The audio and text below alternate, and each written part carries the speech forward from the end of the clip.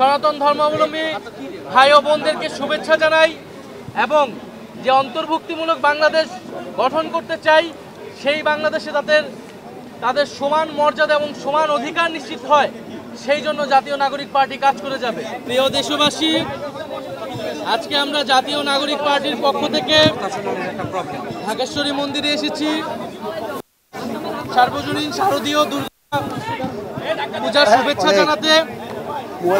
পূজা উদযাপন কমিটির সাথে শুভেচ্ছা সাক্ষাৎ করেছি।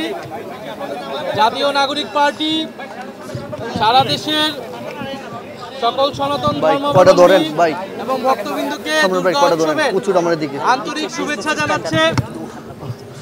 আমরা বাংলাদেশে জুলাই গণ অভ্যুত্থানের পরে যেই সম্প্রীতি এবং অন্তর্ভুক্তিমূলক বাংলাদেশ গঠন করেছিলাম সেই বাংলাদেশের লক্ষ্যকে সামনে রেখে সকল ধর্ম মতের মানুষের ঐক্যের ভিত্তিতে আমরা সামনের দিনে এগোতে চাই।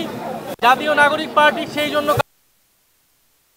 সারা দেশে যাতে নির্বিঘ্নে পূজা উদযাপিত হয়, সেই নিরাপত্তা নিশ্চিত করা হয় সেজন্য সরকারের প্রতি আমাদের আহ্বান রয়েছে এবং জাতীয় নাগরিক পার্টির বিভিন্ন স্তরের নেতাকর্মীরা স্বেচ্ছাসেবক হিসেবে কাজ করে যাচ্ছে। আমরা সনাতন ধর্মাবলম্বী ভাই ও বোনদেরকে শুভেচ্ছা জানাই এবং যে অন্তর্ভুক্তিমূলক বাংলাদেশ গঠন করতে চাই সেই বাংলাদেশে তাদের সমান মর্যাদা এবং সমান অধিকার নিশ্চিত হয় সেই জন্য জাতীয় নাগরিক পার্টি কাজ করে যাবে।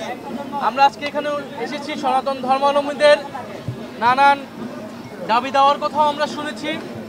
অন্তর্বর্তী সরকারের অনেক কিছু চেষ্টা করেছে, অনেক কিছু সেই দাবি দেওয়া পূরণ হয় নাই। তাদের দাবি দেওয়া যাতে পূরণ করে নেওয়া হয়।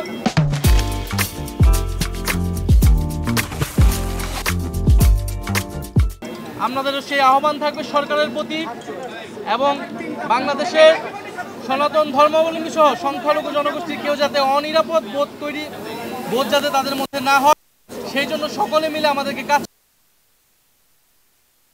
এবং জাতীয় নাগরিক পার্টি আগামী নির্বাচন এবং প্রার্থী নির্বাচনে অবশ্যই সকল ধর্মের এবং সম্প্রদায়ের অংশগ্রহণ নিশ্চিত করবে। আমাদের নির্বাচনী ইশতেহারেও আমরা যাতে সকল নাগরিকের সমান মর্যাদা, সকল সম্প্রদায়ের সমান অধিকার এবং মর্যাদা নিশ্চিত হয় সেই লক্ষ্যে আমরা কাজ করব। আপনাদের সবাইকে ধন্যবাদ।